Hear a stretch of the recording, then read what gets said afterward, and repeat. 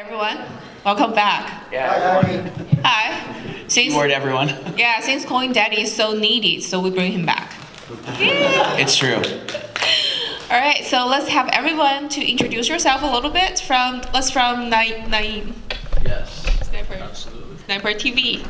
My name is Naeem Al-Ubaidi, and I founded Sniper Soup, and we're a community of investors that trade.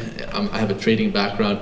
I got into the sphere around 2010, and I was a machinima director at the time, posting gaming videos, and I'd grown a community on machinima, and I was looking to accept payments online, but I couldn't use PayPal because I wasn't over the age of 18 at the time. And I went on to Google and I was just searching for alternate methods, and I found Bitcoin in 2010, and I started utilizing that and accepting Bitcoin for payment. That was the only thing I could accept. And I fast forward to 2014, I started trading traditional markets, and in 2014 I realized the amount of volatility that was in this market was just extreme, and there was a lot more of an opportunity as a trader. And so I liquidated all of my capital in 2014, began trading, went full-time in trading. I started making YouTube videos in early of 2017, and as that progressed, I started to really grow a following, and it was extremely unexpected. And as that grew, I also had grown my Discord as well, which was the group of investors, and that has been extremely fun because now I have a team of full-time analysts that provide daily market updates, information, and things like that. And now I have the time to focus on more so of the things that really matter, and that I can only focus on, like doing a lot of different things. I'm also working with Michael Jackson's former manager, Mark Lamica now, and he managed Michael Jackson for 20 years in Hollywood and until the day he died. And so he's got all of these different connections in Hollywood, and we're partly funding concerts like Drake and Bruno Mars with crypto now, and it's been fun to be able to really apply cryptocurrencies to an actual industry, and that's kind of what I do now, so thank you. Yeah, great. My name is Britton Adams. I'm known, AKA Brit VR. I got into the cryptocurrency scene in 2014. I started my channel probably like at the end of 2014, 2015. I wanted to get into something that was brand new, that just invest-wise. I bought my first Bitcoin in 2014, and I didn't want to use the traditional market.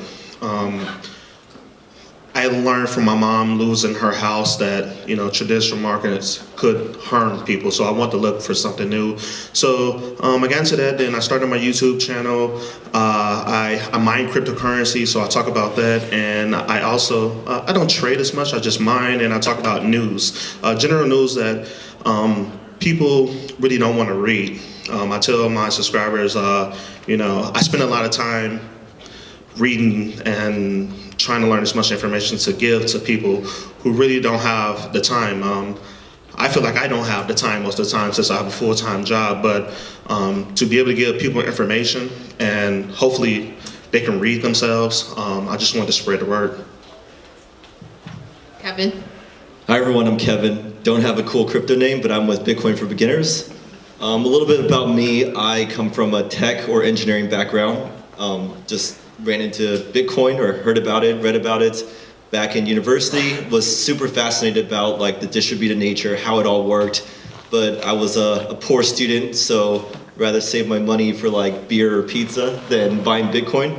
But last year I finally just dove in, invested, really got excited about all the possibility in the space, and me and some other people decided to build Bitcoin for Beginners. And obviously by the name, it's for beginners. We make resources, we try to help out people in a variety of ways, just try to help them get started, navigate all the hurdles in the space, and that's really our mission and what everything we do is focused on.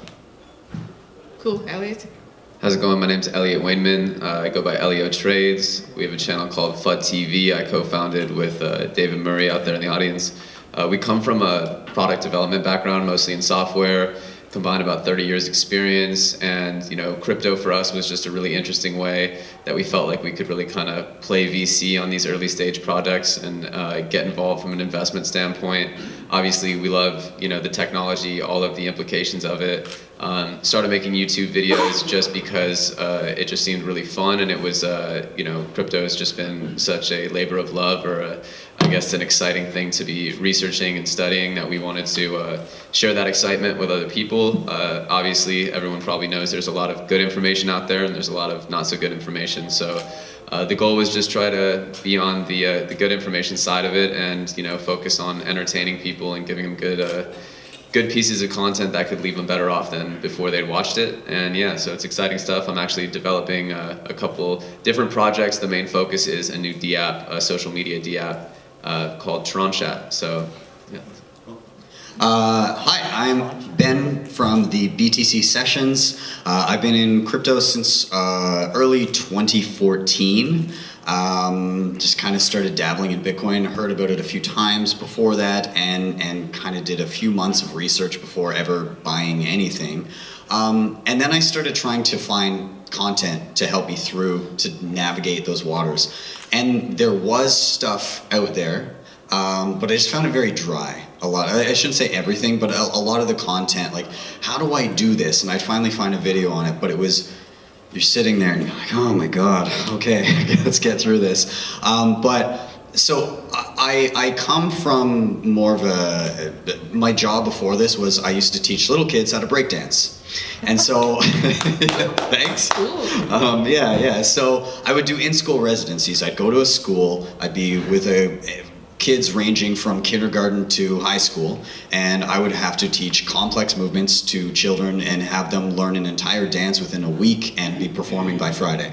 And so that act of explaining things on a level that a child could understand actually translated quite well into making my own content around crypto, and seeing how the content was being presented at the time.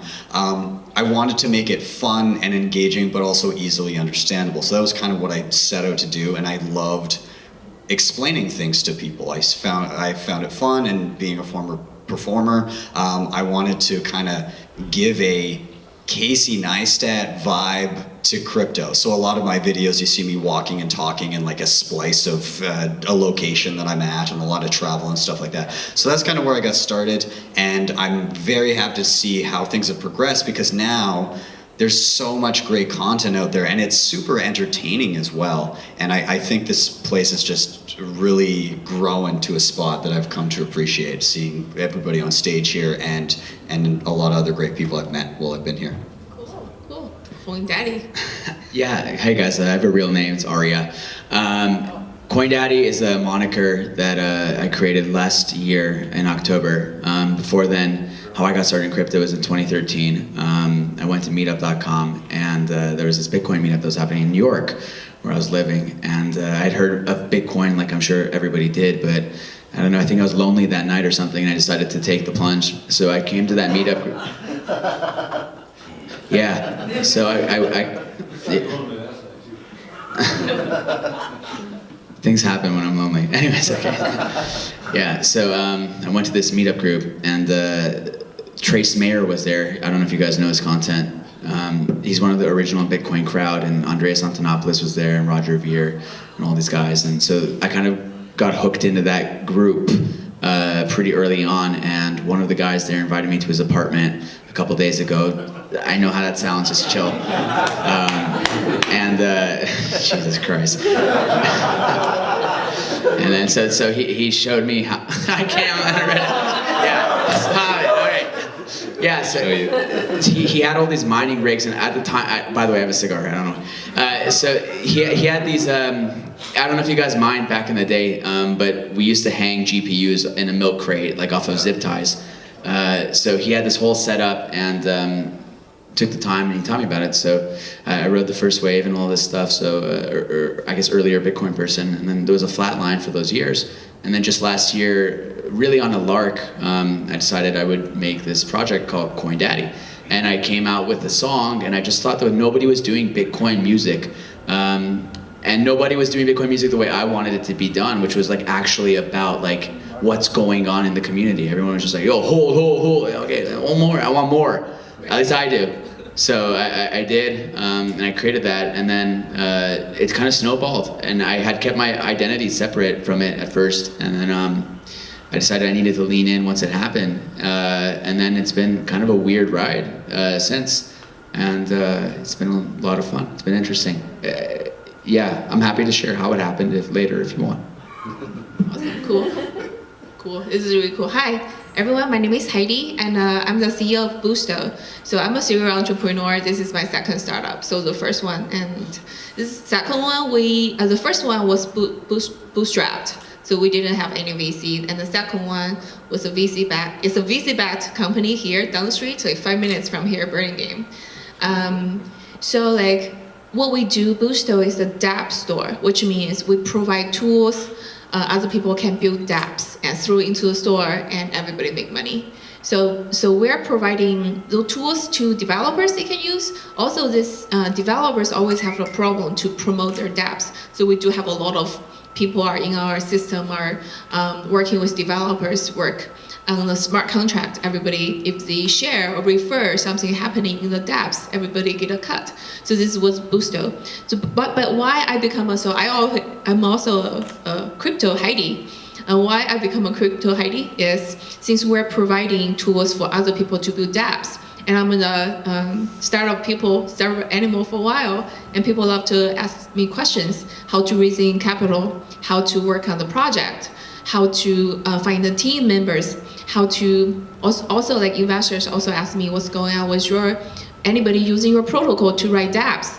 So I've become a person. I interview a lot of entrepreneurs, CEOs, and investors about what's going on recently to save my time. Everybody keeping asking me, hey, did you see anything? So now I'm just upload all the videos to YouTube. So a lot of my people watching my YouTube are either entrepreneurs, people are looking for funding, or the investors looking for funds.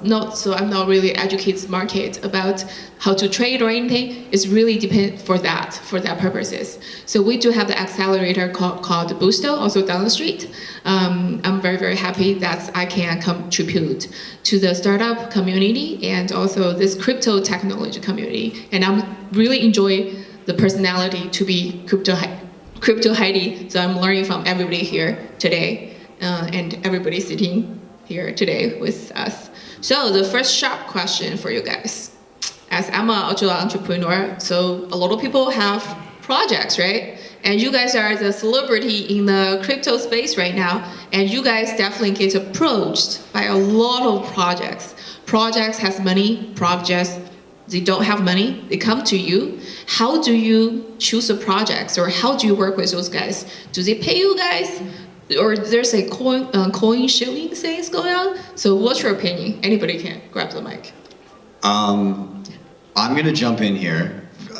Okay, how do I put this? Full disclosure, I have never done a single video where a project has come to me and said, hey, can you promote us, or hey, can you do a review of us? And there's a lot of reasons for that. So I mean, already I'm coming from a perspective of like an educational kind of, that's how I structure my channel. That's a large part of it. But you get so many, last year you get so many emails, they're tapering off a little bit, which is good. How many emails per day or per week? I don't know. It just depended on the day. But so I would see that, and I guess I was lucky enough that I kind of started my channel earlier, before that came in. So there was a history of content that for myself I held to a certain standard. And so then when people started coming in and saying, hey, can you review us, we'll give you some money. But it was always like, hey, review us, but like a good review though. And so you see a lot of that wink, wink, nudge, nudge, give us a review. And I hate that. And it's the idea of misleading these people that have chosen to come and see my content over the past, year and a half, 2 years, however long. and I feel it's just disingenuous. And so any video I've ever done about it, whether it be a product or a device or a wallet, it's because I use it. And it's because I've decided this thing's useful, maybe other people want to learn how to use it. And I mean, I guess I promoted things, not promoted, but like I've shown things on my channel that might cost money, like a hardware wallet or something. But I've never felt like I was shilling something. I've just said, hey, I use this, it's pretty cool. You know, maybe the price point is high or low or whatever, but I just try to be really realistic about what I'm presenting. And even still, you still get pushback from some people if you misspeak or you misrepresent something. So just seeing that pushback, it makes me worry about if a project said, hey, talk about us, they give you a bunch of money, and then that project is worthless later on, and then you have people coming at you saying, hey, I lost my life savings because I bought something that you said was great. It's a constant worry. So that's kind of where I'm coming from. So we actually do work with companies to help like promote stuff, but I do think that it requires a delicate approach because of all these conflict of interests. So 3 main things I want to state. I think the first thing is definitely you have to disclose that you have some sort of like partnership or collaboration or sponsorship. It's probably actually illegal, but I don't think the FTC or whoever is in charge of that in the US comes after you unless you're like a big one. I know they come after like Disney and like a huge influencer. FCC, okay, sorry, yeah, that's right. So that's the first one, definitely disclose. Second one is that I think it's really important to vet the projects that you're working with, because obviously if you just take anything under the sun that offers you some tokens or some ether or whatever, and then it turns out to be a scam, that's going to be a huge black mark on your reputation. So you have to do very thorough vetting. And then, let's see, what was the third one? The third one is, I think my approach, or our channel Bitcoin for Beginners approach, is a little bit different, because we don't actually ever like tell people like we give a thumbs up or like a 9 out of 10 rating or a 5 out of 10 rating. We never do that. We just break it down and explain like, basically give like a white paper overview. And so that's the same approach we take with projects that want like some like airtime or whatnot. So we just break down their white paper and then tell people to go take a further look themselves. And this is not like ever financial advice, or this doesn't mean that I would personally buy it, just breaking down the white paper so that they know this project exists so they can go take a further look, rather than giving like Kevin gives a thumbs up or Kevin's gonna buy this. We've never done that for any videos, and it's the same for any projects that we work with. I like to say this, when I talk about ICOs, I like to tell my subscribers, if you can't talk to the people who are producing the product, would you invest your money into that? Most companies, well, institutional investors, they're sitting at the table talking with another company, looking at that paperwork, looking at how much money they could possibly bring in, how much money they're bringing in already. So you want to have, you know, some conversation with somebody if you're putting a huge amount of money in there. And I always tell my subscribers is that if you're not reading any information about a certain company, why would you put your money in there? You can't just listen to me and expect me to do all the research. Maybe I've missed something. I tell my subscribers, you know, I'm not perfect. And I think that's what a lot of YouTubers should tell their subscribers, because, you know, we're all humans. We all make mistakes. So for me personally, I come from an influencer marketing background where, you know, we manage 1.3 billion followers, and we have a ton of companies come to us and they look for PR through influencers. And so what I know for my YouTube channel is my personal brand is more important than any sort of paycheck, because a personal brand is going to make you way more money long-term than anything else. And if you think long-term, then you know that.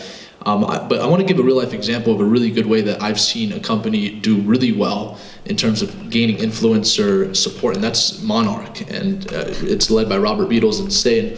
Something that is funny about them is because, you know, I am an advisor to their company, and I've done a video of their company, but it's because I went to Jason's house, the CMO of the company. I went to Snae's apartment, the CEO of the company.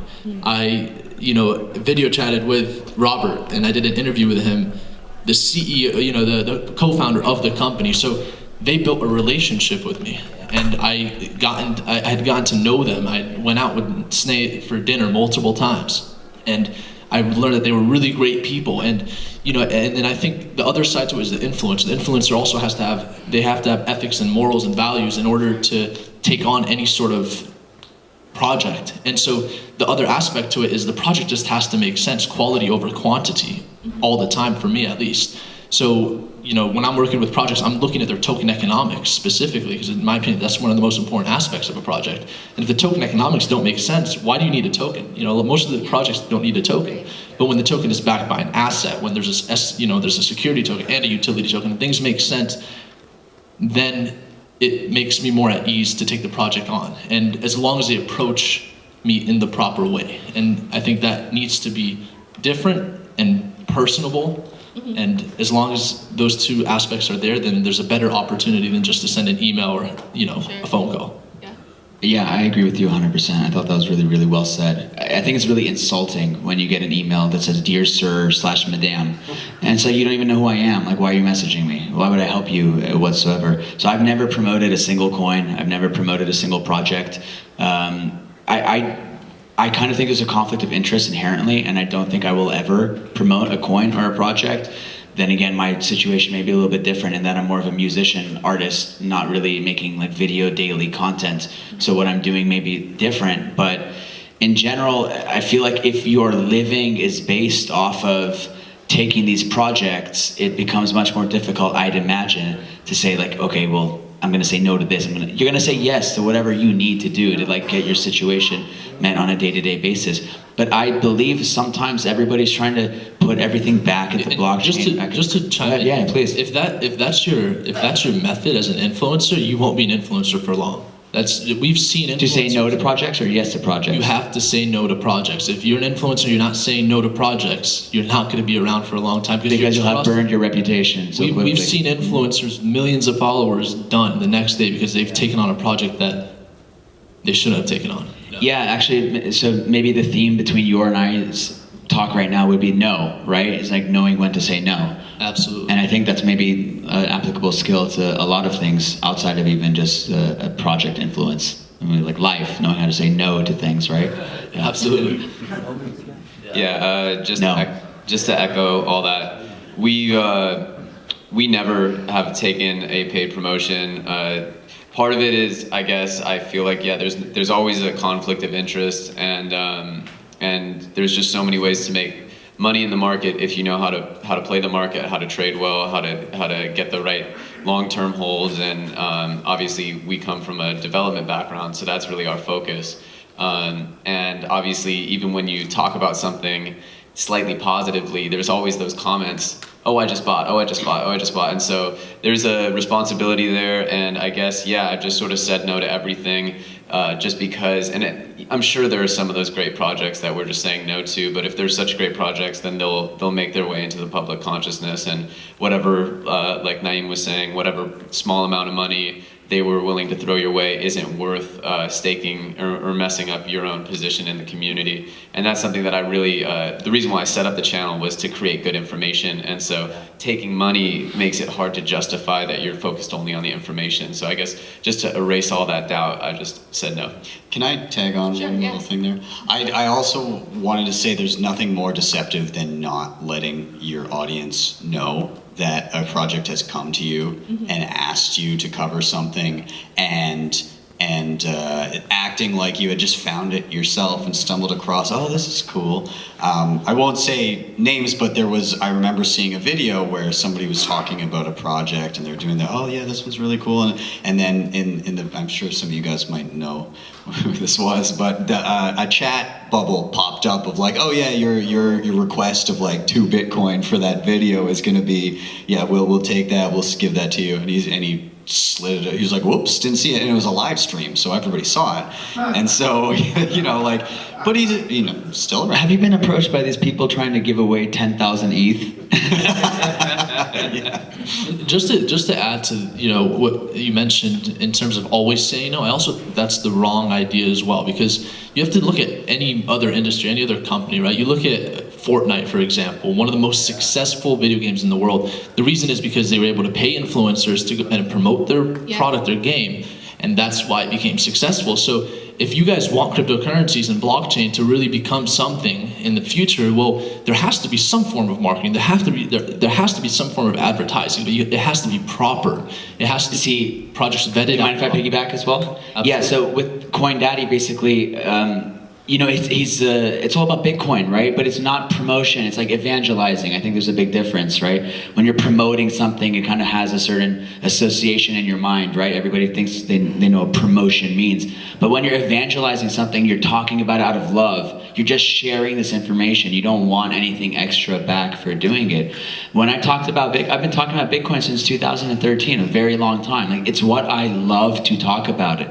Whether I'm on a stage or whether I'm anywhere, I'll always be talking about it. And it wasn't cool to talk about it for a while. And I was told to STFU so many times because nobody wants to hear it anymore. But now people want to hear it, right? But that's love. That's like the correct promotion, in my opinion. Yeah, and I cover coins all the time, but just not ones that approach me with a monetary offer. And a lot of the coins I cover, I don't think would even be interested in my promotion because they probably don't need it. And it's just sort of one of those weird, balancing acts where a coin only really needs promotion up to a certain point, and then it's like, you don't see the Jeb McCaleb's writing checks to influencers to promote Stellar, or Satoshi's not popping out, asking for an influencer shout out. I don't see any of that stuff going on with Litecoin. So, it's sort of like once coins reach a certain position in the community, they don't really need to be like shilled. But I do hear what you're saying is that you can't shut off the mechanism. It's just not what I want for my channel. And they were kind of ganging up on you, but I'll just from that. But my response to that is it's quite different promoting a physical product or something like that if a company comes to you, as opposed to an investment, like an actual investment vehicle. So if you're promoting something like a coin that can rise and fall in value versus like you will get this product and this is what the product does. I understand, like, yes, projects and talking about what they're doing perhaps, but money is coming into play that people can and cannot lose, whereas if you buy a treasure or something, then you get the treasure and that's what it is. So I see a little bit of a difference between the two, but yeah. Yeah, as a marketer though, I think, and you mentioned some really good points. If you're a company and you think that you don't need marketing anymore, no matter how big you are, I think that that's a really bad marketing decision, or a really bad decision by the CEO of that company or the CMO of that company, because Coca-Cola still has a huge advertising budget. The biggest companies in the world have the largest advertising budgets. The biggest companies in the world have the largest marketing budgets. And I think you're more of a shiller if you're only promoting the coins that have already become big, because now you're not really taking the time aside to say, hey, why don't I actually put my head down, read these white papers, understand token economics, understand what these white papers say, so I can myself. And the reason I'm passionate about this is I have full-time analysts on my payroll every single day. The goal is to find projects that have value, and it's literally like finding a diamond in a thing of all sand. It's horrible. So why do you need to find another diamond? That's my question. Because I think it's important to find the right projects, because when you find the right projects, especially if you have a network that can bring funding, then you want to deploy those funds to that project. And the majority of projects that are good that I've seen don't go out looking for funding, because they're already working, they've already got funding, at least enough funding to start their amazing concept or idea that they've proposed. And that's just from my experience as an angel investor, that's my experience as a marketer, and in the sphere, I've seen the majority of the good companies that actually have something to offer, they're doing private funding, they're raising funds privately. They've got just enough to work on their project, and then the ones that are out trying to raise hundreds of millions, there's just no need for it. So which means you are also investing in some of those projects? Oh, absolutely. Okay, so Yeah. which means those projects are coming to you and you will take a look, dig into it. Some of those are cool, then you will invest before anybody else. Yeah, I mean, Sometimes. as an investor, you always, if you Okay. find something that you feel is lucrative, yeah, absolutely. Sure. Any of you guys do that also? Like invest in the projects, maybe? But how I like to invest in projects, but I don't like to invest in tokens or coins. I'm sorry. I think I agree 100% funding. Yeah, of course, you need funding for anything, but it's what it's being funded. And I think it's very important to specify like what is being funded, not a token. I'm sorry. I'm a big, I guess I'm a big fan of not liking tokens. Yeah. So it's Same. Yeah, I just think that most of this stuff is really disgusting to me. Actually, I think it's shameless. I think it's very shameful, I should say. I think it's like everybody's trying to be king of their own hill, and everybody wants their own coin. And because of the dangerous misuse of influencers, not saying anybody here, but in general, we've seen it being misused.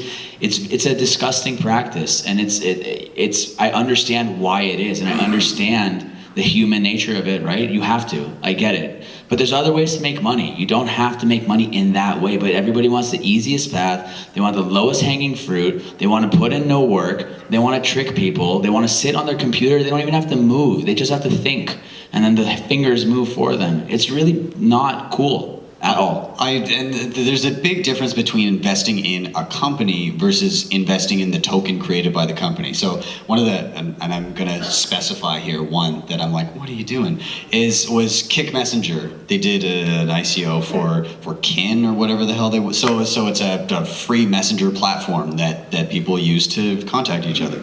And they did an ICO to create Kin, a token that was just a currency only within their messenger. And so I look at something like that and I'm like, how many users of Kick Messenger were demanding to have a currency specific to that messaging platform? And on top of that, why not use any of the plethora of some of the top coins that are already existent and just say, hey, we baked in this feature into our messenger. Now you can use cryptocurrency here instead of now you can use our cryptocurrency that you have to buy. Because of why would you want to participate in someone else's thing when you can be the creator and king of your own thing? And that's just a human nature, unfortunately. It's this side that sucks. Yes. And further to that point too, it's sorry, I'll pass it down after this point, but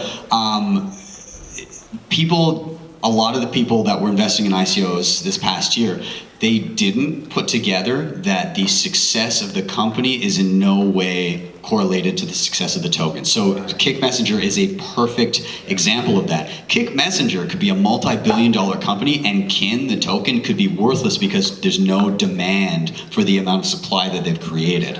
So there's this total disconnect and people haven't put that together, and I think it's going to take time, but this year has been great for teaching a lot of those hard lessons. Yeah, just to piggyback, and disentangling the two concepts, we talked about being approached to sort of shill, I guess, for lack of a better word, and then finding lucrative or quality investments, as Naeem explained. And I think that those are two very different concepts. So finding quality investments is, I think, what everybody's trying to do, both inside and outside the crypto space. Whereas being approached by some random company that you don't necessarily believe in to work with them, that's a lot stickier. Sure. And I think they're two just very separate concepts. Yeah, you guys are great. I was trying to ask more questions, but you guys have more.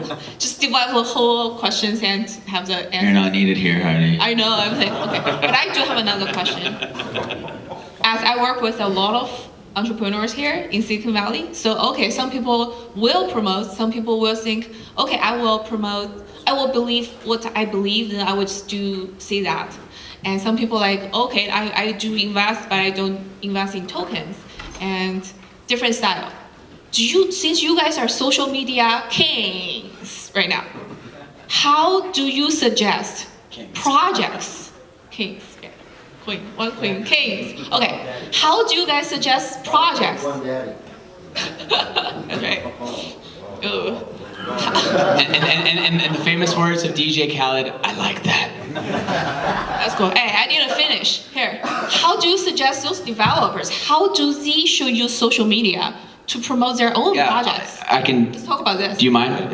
Because it's really happened with CoinDaddy. Okay, so really, I did a talk about this a while back, and basically the premise is this: you want to piggyback off of like minor successes, like little by little. You meet people that are a little bit better than you, better, right? But you know what I mean. Please don't take it the wrong way. Like, they have more metrics that you desire for yourself, so you want to go with them. And you do something for them, then you take that piece of press and you leverage it, or you take that piece of whatever it is and you leverage it onto the next thing. Now, I'll give you the best example. It's like, CoinDaddy was built off of like one newspaper article. Like, I took that and I stretch it to Vice, I stretch it to CNBC, I stretch it to Bloomberg, I stretch it to, I mean, pretty much every publication you can think of. But that's only because I told everybody all of the other stuff that I had going. So for a developer, now how's that applicable, right? If they want to partner or whatever it is with like other interesting people, it's like your, that video game where you rolled over the thing and you got bigger. Do you guys remember that one? Katamari Damacy, I believe it was called. Yeah. So you get bigger, so you collect all of these like little things, these little morsels, and then you add it to your resume. But most people don't do that. Most people are afraid, they're like too humble. They're afraid of saying like, okay, no, I've done this, and I'm going to do this, and I want this. And I actually like those arrogant, I trust them more than the person who doesn't tell me what they want. I think that's like very disingenuous. I don't trust those people. I want to know the person who like wants to actually like do things. So developers need to be more open about what they want, more open of sharing like what they're doing, in my opinion.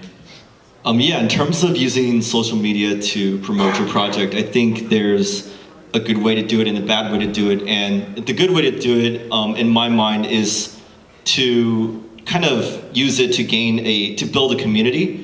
And to do that, you can provide value, answer interesting questions on people's mind, give constant updates, make it feel like they're with you in the journey to like build your project, sell your vision to them, and then not do anything, not take shortcuts like just spam with like referral links or other stuff that pisses people off. Just do it like slow and steady and get those really like loyal followers in your community, so that even though it's small, they can defend you, they can share with you organic discussions that really are organic, so they don't feel like insincere on like Reddit or other platforms, so that other people can say, oh, this seems pretty cool, maybe I'll join it too. And then slowly you'll start to snowball and get a larger community and just like spread word of mouth perhaps, which is probably one of the most powerful ways you can get your project exposure in this space. Heidi, can you repeat the question again? Yeah, what is the best way for engineers, projects, to use social media to promote their own projects? That is interesting. I've actually talked to a couple of developers when I was in Chicago, and they talked to me about their project, and I talked to them, say, hey, you know, I asked them very, very important questions, but for them to use me for social media, or for them to learn how to use social media, I tell them to go to Steemit, because Steemit is usually the front of where people that's very intellectual in cryptocurrency just read articles. Mm-hmm. So if you can get someone to read your article instead of watching a video, mm-hmm. I think that's a huge step, because it takes a while for people to read. It takes a lot of time, and in this world, we all are watching videos all the time. And I said, you know, start there, then you start a blog somewhere. Okay, so you start a blog somewhere, you get people to read more, and then you pop up the videos. So that's what I think. So you are suggesting people write instead of making their own videos to start with? Yeah, that was a really good point. Written content, video content, audio content, I mean, you just have to find what fits for you. And I think if you're an engineer, you're a developer, and you want to build some sort of influence on social media, you just look at some of the best that have done it, like Charlie Lee, right? Charlie Lee has Litecoin, top 5 coin. How's it in the top 5? Well, guess what? He's posting on his own Twitter his thoughts, what everything means to him. It's not boring. It's his personal brand. And in today's world, if you don't have a personal brand, your company most likely won't be around for long. And there's obviously exceptions to that. But you look at the major corporations, you know, if I were to ask you who started IBM, maybe some of you would know, but majority of people won't. But if I say who started Microsoft or Apple, you say Bill Gates, you say Steve Jobs, because there's personal brands. And then you have to determine, all right, well, look how successful Microsoft and Apple is compared to IBM right now. And so I think having a personal brand behind your company is extremely important. And I think the next decade of successful businesses are going to be businesses that have a personal brand at the forefront and then have a company behind it. That's a good suggestion. That's really good. Yeah, I totally agree with that. I think every business owner, especially product developers, imagine that as soon as they put it out in the world, oh, this influencer is going to love it. And why wouldn't they love it? Because in your mind, you've completed some kind of human need that everyone's going to want to satisfy. And the reality is you're faced with the same challenges of making your product, your idea known that these influencers were faced with, that these content creators were. And so yeah, creativity is king. Understanding what the right path forward, whether it is more of a focus on technical writings or whether it's about creative sort of out of the box marketing, and then of course influencers that are in a position to deliver influence upon humans and make them act and buy and move. They have the choice of who they work with, so you have to influence them. You have to get their attention. It's not like they're just going to go, okay, cool, like we were just talking about.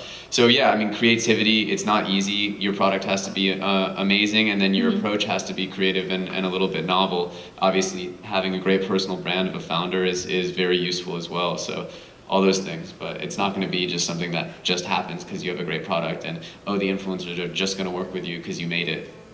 It's also a double-edged sword, because if you have a front-facing persona that is taking on all these media relations, if that person has a misstep, a very public misstep, then it can work the other way. But what happened to Trump? Did that work to his benefit? Trump has the confidence to spin something like that, and I don't think very many people do. What about I do marketing campaigns specifically geared towards negative connotations towards the influencer.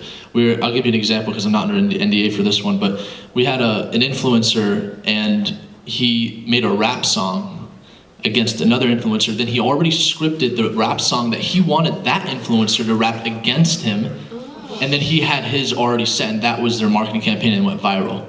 And everybody else thought it was just him rapping bad against this guy, and then this guy coming back at him with a crazier rap, and then him finalist. But it was all marketing, and you look at the most successful marketing campaigns, you can actually do marketing. There are campaigns that cost so little but have so much visibility because it uses fear, it uses some of these things that like negative, because the human brain always goes towards negative, human psychology.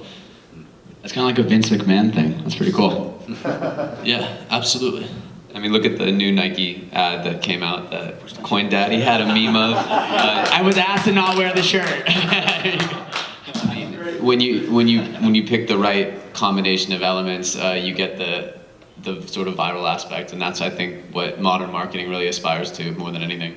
Yeah, so is that what you just talk about open source? Yeah, what about marketing? Who marketed Bitcoin on the open We all did. We all did. Oh, They don't have a marketing I wanted to add team. something to this. So there's an example, another funny story. So there was a company that did a billboard, and they basically on the billboard said, "We now support Black Lives Matter." And because of that, everyone that didn't support Black Lives Matter were making a big fuss about it on social media. That right there was a huge marketing campaign for that company. I believe it was Nike. I think it was. There was that recent one too, where the people burning Nikes. I don't know if you guys saw that, but people were burning Nikes because they were So now you're seeing companies starting to support groups because they know that the counter group is going to want to talk against them and market them for free, because the smartest companies right now and the companies I work with, we do monetized marketing to where your PR doesn't cost you money. If you're paying for PR right now, there's a ton of exceptions to this, but for the majority of companies that just want visibility, there's so many ways to do it where it's either a break even or even a profit. Yeah, this may be. I would like to go on record and say that blockchains matter. This made me think about So this made me think about for example, Tron CEO Justin Sun. He liked to attack Vitalik a lot on social media. Marketing genius. So that's one of the ways you think other engineers can. Why do you think he's so? He's like a marketing genius. Every big, for the majority of these coins, they're all marketing. Look at what Ripple did. They went on Ellen DeGeneres. To Roger Ver as well? Yeah, man, absolutely. Okay. Oh yeah, absolutely. Why do you think he went off in the interview? I don't think that was intentional, but I don't know if you guys saw the interview where Roger went off. There's also, I've seen also there's usually two different type of ways. One company just pitching to each of you and give you guys money to say, hey, can you guys do the promotion? It's like really direct, but however, a lot of people don't like it. There's another way I've seen recently is like social media campaigns. For example, okay, we are having an influencer campaign right now. For example, one of the projects I've seen recently, they're saying like, if who did the best video for me will win 5 Ethereum or 10 Ethereum. Do you think that's something you guys like? Yeah, contest work. You know what I see with a lot of these influencers and these companies, the mistakes they make. The majority of the companies don't spend their marketing dollars properly. They just don't know how. They don't know how to properly market their item, their product. But when I think of any concept, any company, if I'm looking to invest in something, or I want to come up with an idea so that I can give it to a CEO to go ahead and go and put to life, I'm looking at what is my marketing technique before I even think of what the actual product and use is. And then you look for what is going to change, what's going to impact. So, like, in my opinion, I think that most of these companies need to take a little bit more time to think about their marketing strategy, or go to somebody that knows what they're doing, you know, or you end up like we had a client, we did $3 million in PR, and then within 9 months they burned $10 million and they went out of business, had to let go of all their companies. Their whole company's done and bankrupt. So why? Because they didn't spend their dollars properly. And so it's just sad to see, but we're going to see more of it. And companies spend money on Google AdWords and also Facebook ads. And Facebook ads is the most powerful platform in the world right now. But yeah, so like, it's just so crazy. So like, back to my question, do you think for that type, companies through that campaign over there saying like, maybe 5 Ethereum is nothing at this moment, for 5 BTC, who did the best video for me? Here's the issue with guys giving out. participate? Here's the issue with that. The issue with giving out like that is you're attracting the wrong people. You're attracting the people that don't have money, that aren't going to use your product. You know, and I say that from personal experience. I remember starting my YouTube channel and doing giveaways. And I didn't grow whatsoever. It did nothing for me. I just spent money, lost money. It was an expense on my payroll that I didn't need. And when I stopped it, it was because I realized people are being attracted, like I attracted the wrong people. And then when I was organic and I really developed a personal relationship with my audience, that's when I started to see real organic, fulfilling growth. I actually don't like those design contests at all. I think it's not fair to the designers. I think you have these people that are very hopeful and they're putting all of this time for the chance of being chosen. And then most of the time, like every single person other than the one who was chosen was not chosen. So they just wasted all of their time. And I just don't think it's fair to lead someone on with that hope when you're only picking one. It's just not cool. Yeah, and we have companies come and they ask for we have a ton of airdrop groups, right? You have 50,000 Telegram users and we put an airdrop there and lets you distribute tokens. And I will tell some of these companies, I don't think this is a good investment. To me, the money doesn't matter. It's just, what matters is this going to be an effective use of your capital? Token, yeah. And that's the problem that I see with all of these companies that have so much funds. And that's why the majority of companies that are raising, the majority of these funds, they don't know how to properly disperse them. And that's so important when starting a company. You have to know how to disperse your funds properly. Yeah, I think this touches on something that we were discussing earlier, which is a lot of the products in this industry, cryptocurrency, are actually coins or tokens whose application are not really direct products, but they're sort of mimics or other versions of currently existing tokens. And so, I'll go back that, what we need really are products that affect people, that actually solve problems in the world. And actually, when you have great products, that's a viral growth mechanic. That is publicity. When you have a product that changes people's day, that makes their day better. How many people found out about Uber through an advertisement? You find out about a great product because someone tells you about it, because word of mouth advertisement is always going to be the strongest. And we still are in our infancy as an industry where we don't have products that are making people go, oh my God, look at how much easier my day got because of this. I want to add, so let's say you're an actor in Hollywood and you're trying to be successful as an actor. You don't go to the parties where all the actors are, right? Because they're all looking for jobs. You go to the parties where all the producers are, right? And I think that's what we're seeing with a lot of these companies that are in the cryptocurrency sphere. They're spending money on marketing in the cryptocurrency sphere, when in reality, what they need is, in my opinion, to spend their money on is micro influencers, not macro influencers. So macro influencers are influencers that have millions of followers. They cost way more money. But micro influencers, which by the way is where we're going to see influencer marketing go in the next 5 to 7 years, are influencers that might have 40 to 50,000 followers, all organic, in a specific hometown for a specific subject. So let's say you're a financial services company, an instrument, and you are trying to market your financial services product. Well, why don't you go to a micro influencers in the finance sector and then offer them the ability to do some sort of legitimate campaign. See, that's the other aspect. You have ICOs, here's $10,000, give me a video.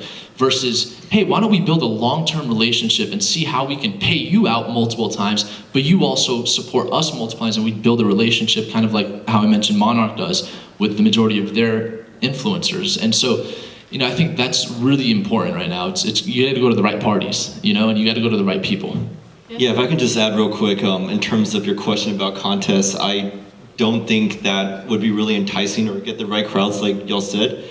But on the other hand, I think that done correctly, things like airdrops or bounties per se could be a good idea because you can get, I don't know, it depends on how you structure it, but it could be a cost-efficient way to get a lot of people into your project, to know about your project, and to make some sort of contribution, get their skin in the game per se, so they have a reason to like come back and join the discussion and get other people involved. So I think that is something that companies should potentially explore in terms of ways to build their community and get their word out. I think also just to echo you saying micro-influencers, even further than that, really engage with just the regular everyday people that say, oh, this is cool, I like that, like actually be actively engaging as many people as you can, just the regular people that are using your product, because that turns into word of mouth, that gives you further reach. So yeah. And I'm not putting down like the airdrop groups or the giveaways and stuff, but there's an overall marketing strategy, and these are just aspects of the overall marketing strategy. So for example, when you do the airdrop alerts, that could be useful if it's part of your visibility in your marketing strategy. So there's always the overall marketing strategy, and bam, visibility. Okay, well, you can go ahead and give them out, but that visibility isn't going to convert users. That's a whole different marketing strategy. That's going to take retargeting. That's going to take, you know, different aspects of marketing. So there's just, it's like a huge system. Sure. Yeah, and obviously if you think about what the ultimate goal of someone who joins a contest, joins an airdrop is, it's not the product. You haven't sparked their interest in the underlying product. You've just gotten them to know about it, and really what they care about is the financial reward. Whereas if you look, you know, you use that as a visibility bucket, then you also have referral bonuses for people who are now inside the system. All of a sudden now people are hearing about it from their friends. You create different sort of social linkages. There's ways that you can promote products. I mean, really successful marketing is, as Naeem has been explaining, it's multifaceted. It's many strategies all working simultaneously. Since we're out of time, I do have a very important questions for you guys. I need a quick answer for this. What is the best way so far for you guys to gain followers? Just transparency. Just be myself. I found finding other people and collaborating a lot. Cross-pollination of channels has helped. Collaboration, okay. Generally, just be yourself.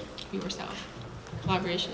For me, it's listening to my community and putting out content that they want to listen to or hear or learn about. Customize. Consistency, quality, and volume. Okay, since we have a few minutes, I will make this available to our audience. Anybody have questions here? What's your favorite scam coin? BitConnect. I think BitConnect got a lot of people into the sphere. It is. It was one of those marketing things, you know? But are they out now? Oh, that guy was horrible. Any Yeah. questions here? There's a question. Yeah, go ahead. Oh. It does work. Fortnite, my question was for Naeem. Fortnite was free at the beginning, and it developed a crowd. Then they started charging. So, Yeah. you know, that's... You know, the freemium models are the most effective. I'm actually releasing a platform soon that's going to be completely free, and there's a way to monetize through invisible marketing, through affiliate links and things like that. So it's the most effective platform. That's what they did. You're right. Yeah. I want to also point out that Bitcoin was free at the beginning, FYI. It was given away in faucets. You could just go to a website, put in your address, and you said, I want Bitcoin, and you would get Bitcoin, just like that. So it was free, actually. And if you realize they're both free and they both added value at the time. Bitcoin added value because there was a financial crisis. People were able to store their money, send their money. It added value. It started free. Fortnite added value. Why? It was the first real, whatever the genre is of the game, but the type of games where you just go in and you have 100 Royal Rumbles or whatever. It was the first one, so it added value. So you got to always lead with value. So that's why there's just so many facets to this, and that's why it's so important to have mentors and advisors that are really, really good at what they do. And if you want to hire him, he's available. When you saying leading with If value, you want to hire him, he's available, I said. when you saying leading with value, a lot of coins that I do look at that trying to raise something, I like to see a project either half done or already done. There are coins out there that, the project is done, so they're asking for funds to continue the project, and that's something a lot of people should look into.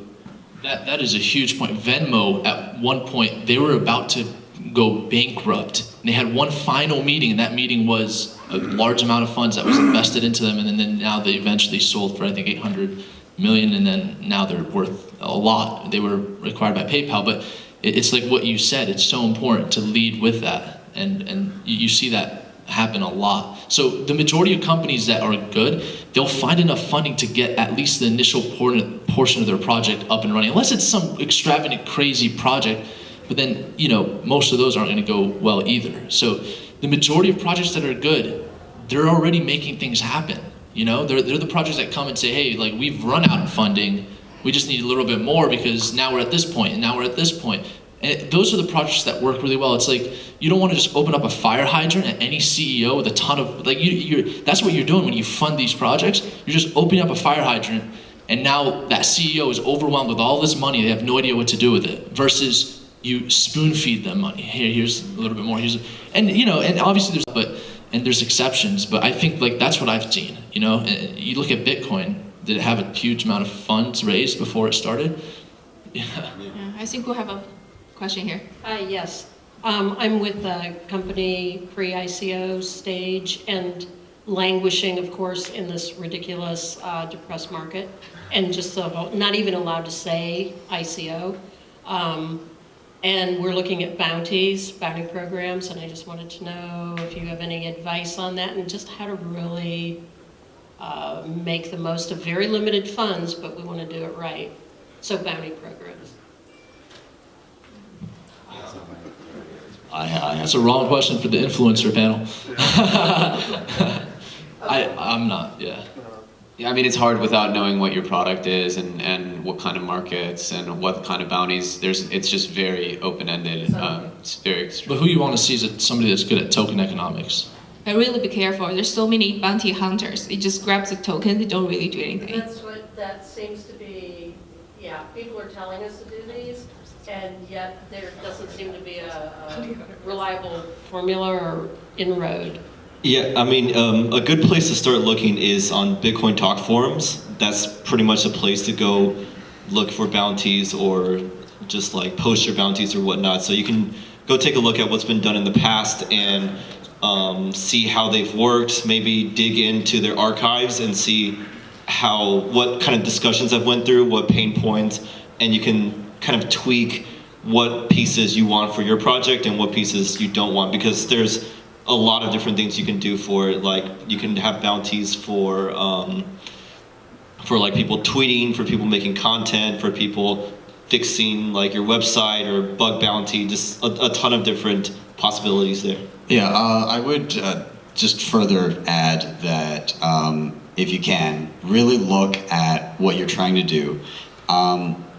Look at, had you launched whatever you're going to launch before ICOs were a thing, how would you have done it?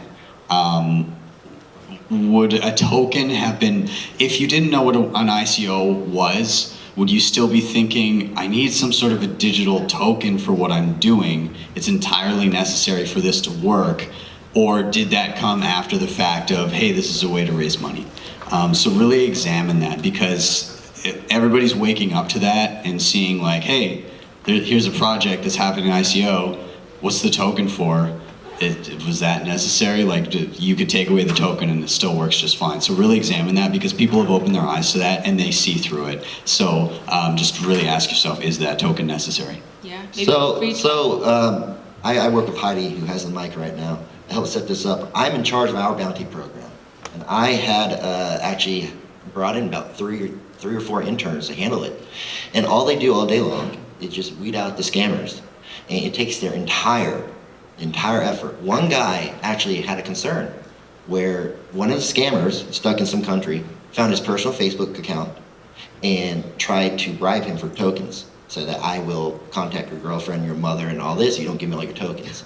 So bounties don't always give you the best quality of people, but it's good for awareness. Now, to wrap up this panel, because we have another one coming up right now. We're gonna pop up on the stage and do another YouTuber panel. I love having so many YouTubers together in one place, collaborating. It warms my soul. So let's start, Naeem. You say something nice about the person next to you, you go all the way down to Heidi. Seriously. You got good style, man. I don't even know you. It's all good. It's nice to meet you. You're obviously smart because you're up here. Thank you. I think I've caught a couple of your videos before. I really like the editing, so keep it up. Thank you. BTC Sessions is the #1 YouTube channel. That's not true at all. CoinDaddy. Okay, I actually do have something to say here. As I was coming down here, like, I'll admit, I heard the name, I had seen a picture, and that was all I had. So I was telling other people about this. I was like, looked at the picture and I was like, oh, this is what crypto needs right now.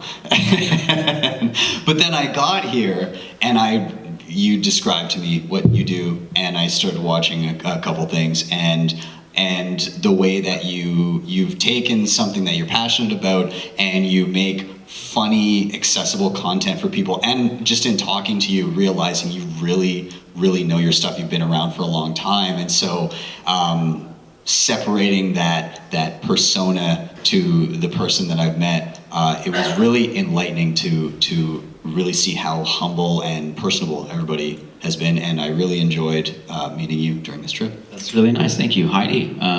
Your outfit's on fleek today. You look good. Thank you for. Oh, that's it. I'm just kidding. I'm kidding. Yeah, you've done a really good job being a moderator. I felt. Why was that funny? I felt like you've kept everything going pretty well, and thank you for organizing this. Yeah. Should I say something about you, or? Yeah. I want to say one thing about each of you, because I watch all their videos. Naeem's videos really like young. Like, I think a lot of college and also 25-ish would like your content a lot. And Brave VC is very down to earth type of the content. And Kevin, I just feel very engineering background. This is how I am an engineer myself, so I like your content a lot. Also, for TV, definitely very entrepreneur-ish, your stuff. And talk about TA a lot. I like that. I'm learning that too. And BTC Session, definitely one of the earliest channel I found, and I really like his wallet review. And also CoinDaddy, I'm just wondering, can you teach everybody to wrap their own projects? That would be awesome. I just had a glimpse of the future. Cool. All right. Oh, about you? Oh, okay. How do I wrap it up? By just getting up. Thank you. Okay, thank you, everyone.